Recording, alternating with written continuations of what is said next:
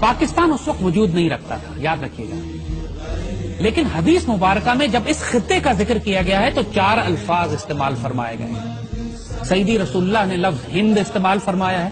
سیدی رسول اللہ کی بڑی مشہور حدیث شریف ہے جس کا مفہوم ہے کہ میں عرب ہوں لیکن عرب مجھ میں سے نہیں، میں ہند میں سے نہیں ہوں لیکن ہند مجھ میں ہے۔ بڑی مشہور ماشاءاللہ خوبصورت ترین حدیث ہے۔ پھر ایک حدیث ہے جو آپ نے فرمایا کہ مجھے ہند کی طرف سے ٹھنڈی ہوا آتی ہے، جس پر اقبال کا مشہور شعر ہے جیسے میرے عرب کو آئی ٹھنڈی ہوا جہاں سے، میرا وطن وہی ہے، میرا وطن وہی ہے۔ تو ہند کی ایک اصطلاح ہے جو سیدی رسول اللہ استعمال فرماتے رہے، غزوہ ہند آپ نے استعمال فرمائی ہے۔ دوسری اصطلاح جو آپ نے اس خطے کے لیے استعمال فرمائی ہے وہ سندھ ہے۔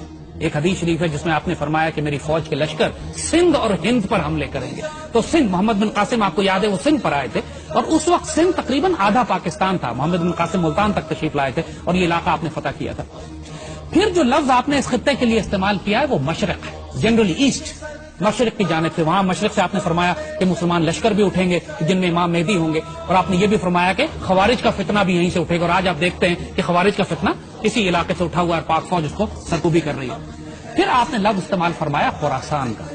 خراسان میں بھی جو حدیث مبارکہ ہیں آپ نے اس میں جو لفظ استعمال فرمایا قبلہ خراسان یا قبل خراسان، جس کو جو مرضی اعراب لگا لیں آپ، اعراب پہ اگر آپ اختلاف کرتے ہیں، یعنی خراسان سے پہلے یا خراسان کی جانب، یہ دونوں لفظ استعمال ہوئے ہیں۔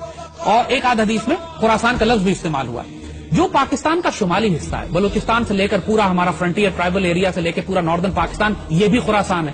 سو اگر آپ تینوں ڈیفینیشن لے لیں، ترجمہ لے لیں کہ خراسان لے لیں، خراسان کی جانب لے لیں، خراسان سے پہلے لے لیں، جو بھی ترجمہ آپ لیتے ہیں اس میں سارا شمالی پاکستان شامل ہو جاتا ہے۔ اور مشرق جب کہتے ہیں تب بھی پاکستان شامل ہوتا ہے، ہند جب کہتے ہیں تب بھی پاکستان شامل ہوتا ہے، کیونکہ ہند جو ہے اب تقسیم ہو کر مشرق ہند اور مسلم ہند میں تبدیل ہو گیا۔ سیدی رسول اللہ نے جنرل ڈائریکشن کی بات کی ہے، بات کی ہے خراسان کی جانب، پھر آپ نے فرمایا مشرق کی جانب، پھر آپ نے فرمایا ہند کی جانب۔ تو یہ ایک جنرل ایریا ہے، لہذا کوئی پن پوائنٹ ایریا نہیں ہے یہ کہ یہ کہیں کہ صاحب یہ علاقہ صرف ایران میں ہے، یہ علاقہ صرف افغانستان میں ہے، یہ علاقہ پاکستان ہے۔ اس میں اب اس کی وجہ ہم آپ کو بتاتے ہیں کیوں کہ ہم یہ بات کر رہے ہیں کہ خراسان کی احادیث مبارکہ کو آپ غزوہ ہند کی احادیث سے الگ نہیں کر سکتے۔ آپ کسی صورت میں حضور صلی اللہ علیہ وآلہ وسلم کی وہ احادیث مبارکہ جو سیدی رسول اللہ نے ہند کے بارے میں فرمائی ہیں ان کو، کیونکہ یہ سارا علاقہ ایک ہی ہے، ہند، مشرق اور خراسان یہ ایک پیکج ہے، اور احادیث مبارکہ اس میں آپس میں جڑی ہوئی ہیں۔ ہند کے بارے میں ایک بڑی مشہور حدیث ہے سیدی رسول اللہ نے جو فرمائی، ہم پڑھ کے سناتے ہیں۔ حضرت ابو ہریرہ رضی اللہ تعالیٰ عنہ سے روایت ہے کہ سیدی نے ہندوستان کا تذکرہ کیا اور فرمایا ضرور تمہارا ایک لشکر ہندوستان سے جنگ کرے گا اور اللہ ان مجاہدین کو فتح عطا فرمائے گا، حتیٰ کہ مجاہدین ان ہندو بادشاہوں کو بیڑیوں میں جکڑ کر لائیں گے، اور اللہ اس عظیم جہاد کی برکت سے ان مجاہدین کی مغفرت فرمائے گا۔ پھر یہ مسلمان واپس پلٹیں گے تو عیسیٰ علیہ السلام کو شام میں پائیں گے۔ یہ نوٹ کیجئے گا، بڑی اہم بات ہے، اس لیے کہ خراسان والی حدیث میں بھی اس کا ذکر آتا ہے، لہذا ہم اس کو جوڑیں گے اس سے۔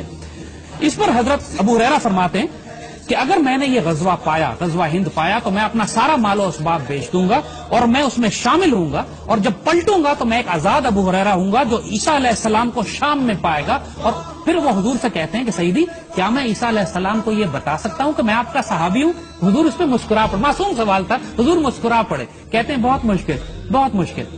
اب اس کو یاد رکھیے گا، دیکھیے ایک بات، سیدی رسول اللہ نے اس ایک حدیث میں پوری ملٹری اسٹریٹجی کلیئر کر دی ہے کہ آئندہ آنے والے وقتوں میں کیا ہونے والا ہے۔ مسلمانوں کی ایک فوج ہندوستان سے جنگ کرے گی اور پوری دنیا اس بات سے واقف ہے، اس میں کسی کو ڈاؤٹ نہیں ہے کہ وہ فوج پاک فوج ہے۔ یہ پاکستان سیدی رسول اللہ نے اپنی نگرانی میں تیار کروایا تھا۔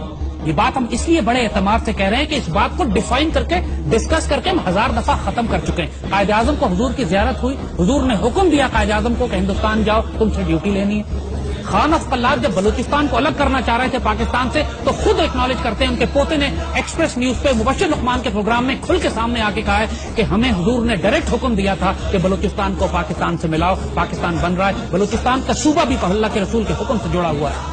علامہ شبیر احمد عثمانی کو سیدی رسول اللہ کی خواب میں زیارت کی، انہوں نے فرمایا قائد اعظم میرا سپاہی ہے، اس کے ساتھ شامل ہو جاؤ جا کے۔ قائد اعظم اقبال کے خواب اور مشن اور ویژن جو تھا اس کی بنیاد پر بنا۔ نعمت اللہ شاہ ولی نے آج سے 600 سال پہلے جب بشارتیں دی ہیں اس خطے کے حوالے سے تو انہوں نے مومنان غربی کا ذکر کیا ہے، مغربی پاکستان کے مسلمان جو ہیں وہ ہندوستان پر فاتحانہ غازیانہ قبضہ کریں گے۔ تو اس میں کسی کو ڈاؤٹ ہی نہیں ہے کہ یہ پاکستان جو سیدی رسول اللہ نے اپنی نگرانی میں تیار فرمایا ہے، جس کو غزوہ ہند کے لیے تیار کیا گیا ہے، یہی لشکر ہوگا، یہی پاکستان آرمی ہوگی جو سیریا جائے گی، شام جائے گی، اس وقت جب آخری زمانے میں اسرائیل کے ساتھ ایک فائنل بیٹل ہوگی۔ اور یاد رکھیے گا کہ پاکستان آرمی کی تربیت اللہ پچھلے کئی برسوں سے اس کام کے لیے کروا رہا ہے۔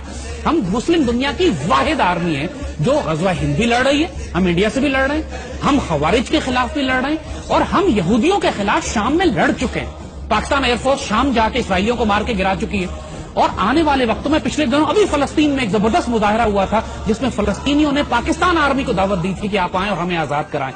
تو یہ یاد رکھیے گا کہ اس خطے سے، خراسان سے، مشرق سے، ہند سے 2 فوجیں شام نہیں جائیں گی۔ حضور نے جب خراسان والی فوج کا ذکر کیا تو وہاں بھی حضور نے فرمایا کہ خراسان سے ایک فوج اٹھے گی جس کے اندر امام مہدی ہوں گے، وہ فوج شام میں جائے گی۔ ایک حدیث شریف ہے، ہم آپ کو بتائیں، بڑی اہم حدیث شریف ہے۔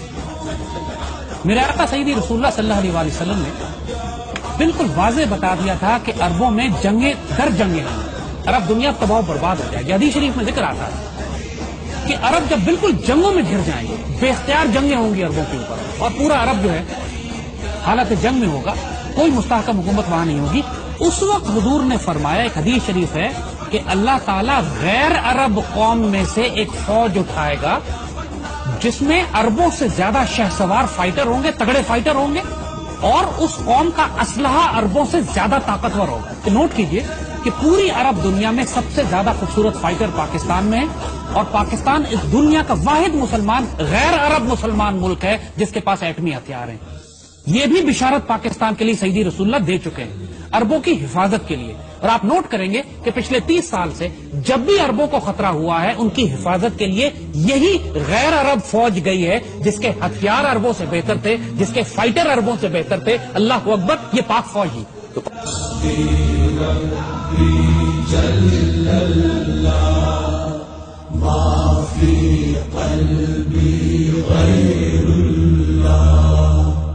نور محمد صلی اللہ لا الہ الا اللہ